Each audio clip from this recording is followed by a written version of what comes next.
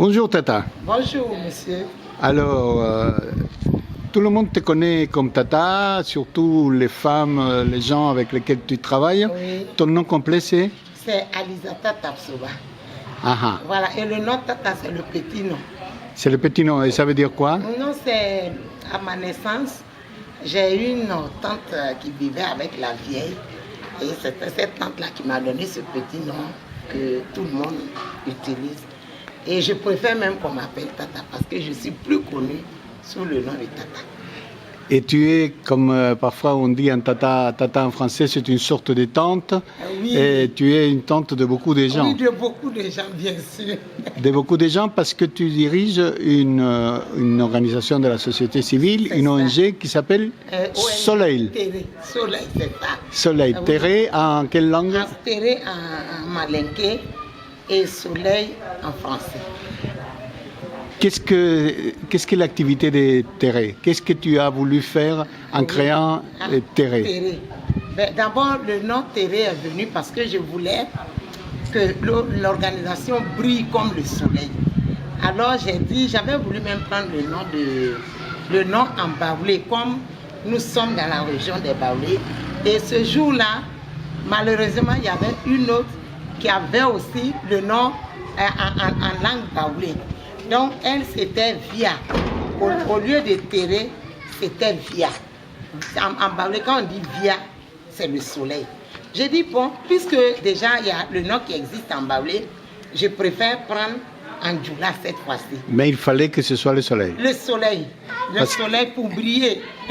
Et alors, ça fait combien de temps que, que ton Terre, soleil existe? Oui, c'est depuis le 26 novembre en 2006 que Terre a été créée.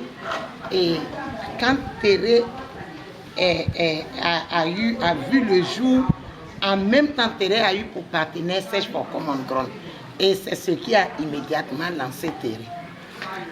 Quelles sont les activités principales de Terre? Les activités principales, c'est la recherche de la cohésion sociale, c'est promouvoir le droit de la femme, c'est la lutte contre la pauvreté.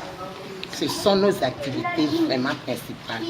Et nous avons essayé de rechercher la réconciliation au sein d'un certain nombre de villages, appuyés par nos organisations internationales, nos institutions comme Search for Common Ground, comme ONUCI, les affaires civiles plus précisément, à mener des activités au sein de certains villages qui vivaient, mais qui ne vivaient pas en cohésion.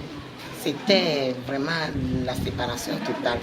Et grâce à ces deux organisations, nous avons pu mettre ces villages ensemble. Il y a la cohésion et il y a aujourd'hui la parfaite harmonie au sein de ces populations.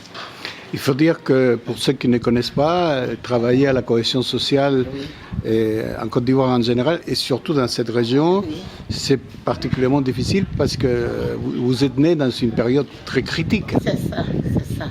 Effectivement, c'est difficile, mais quand vous voulez réussir, vous réussissez, il n'y a pas de problème. C'est très difficile. Les débuts même, moi-même, j'avais des problèmes pour me rendre dans certains villages.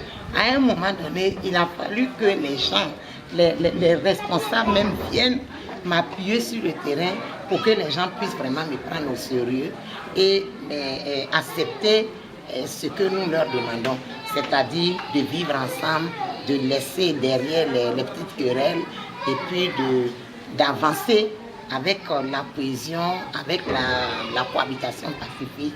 Et c'est ce que nous avons réussi à faire dans certains villages. Et faire avancer la cohésion sociale dans une région qui a été pendant un moment très divisée, est-ce que c'est plus facile ou plus difficile que faire avancer les droits de la femme? Ben, les deux choses sont pratiquement les mêmes. Parce que faire avancer les droits des femmes, vous savez que les femmes même là, elles ne savent pas leurs droits.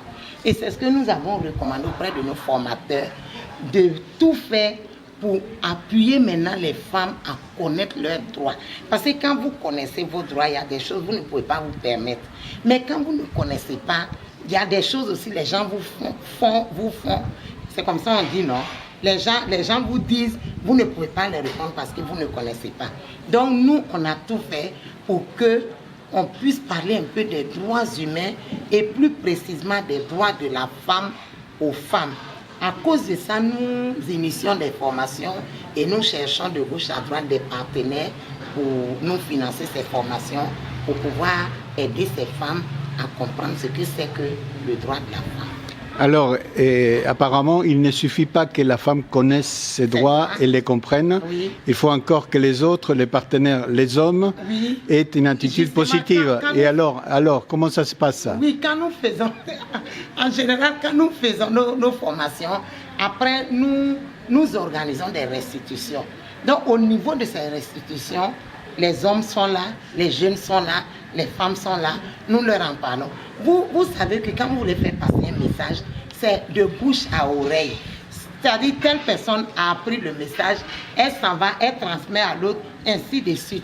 Donc, à chaque fois que nous finissons nos activités, ce qui est intéressant, même avec nos partenaires de Sèche for Common Ground, par exemple, quand nous finissons nos activités, à la fin, nous avons des journées de solidarité.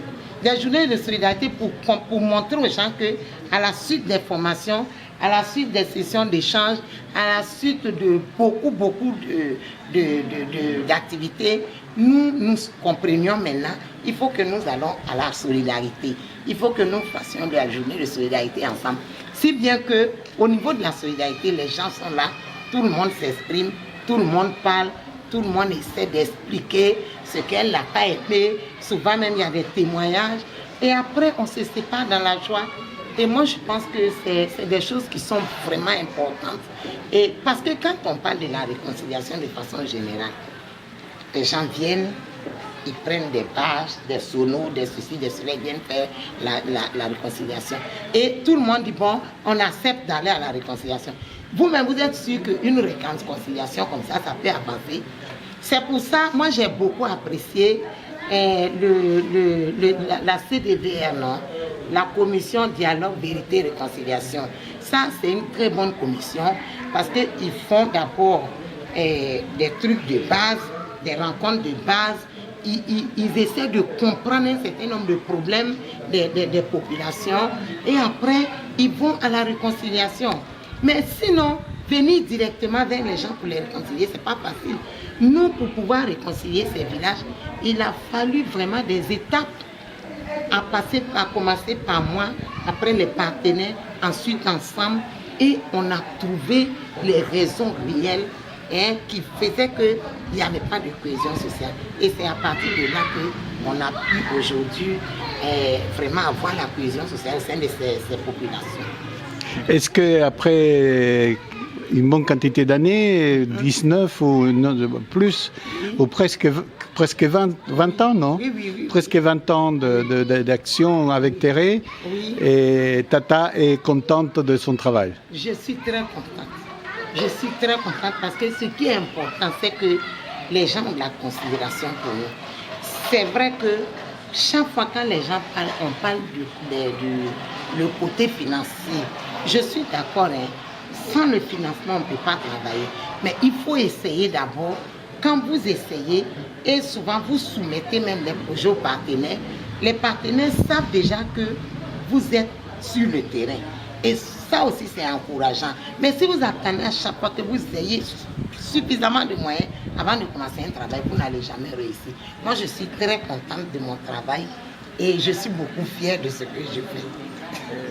Quels sont les défis de l'ONG Thérèse? Les défis. Qu'est-ce que vous pensez? L'ONG Thérèse veut persévérer. L'ONG Thérèse voudrait, dans l'avenir, organiser des milliers et des milliers de femmes au niveau de la cohésion sociale, au niveau de la lutte contre la pauvreté, c'est-à-dire les amener à devenir des femmes autonomes. On cherche l'autonomie de la femme, c'est-à-dire il faut que l'autonomisation au niveau de la femme soit une affaire réelle. On ne veut plus dépendre de quelqu'un, on veut dépendre de nous-mêmes. Il faut que les gens aussi puissent dépendre comme on dit, puissent compter sur nous pour les aider. Ça aussi c'est intéressant. Donc moi, je voudrais que dans l'avenir, toutes les femmes avec lesquelles je travaille soient des femmes autonomes. Ça, c'est mon défi. Et je vous jure que nous allons relever ce défi. Parce qu'au niveau de mes groupes, il y a toutes les femmes. Il y a des femmes qui font le maraîcher, il y a des femmes qui font la tchéké, il y en a qui font le placali. Et nous avons même soumis un projet au niveau de l'ONU ici pour nous aider à avoir des broyeuses, pour aider les villages dans lesquels nous avons eu la réconciliation. Et ces femmes elles-mêmes, elles ont dit que si on a ces broyeuses, on sera ensemble tout le temps. La cohésion sociale que vous recherchez tant sera vraiment consolidée. Donc nous sommes à la recherche de ces broyeuses. Je voudrais que vous priez pour nous, à ce que l'ONU ici nous donne ces broyeuses pour pouvoir mener à bien nos actions. Merci beaucoup, Tata. Je vous remercie.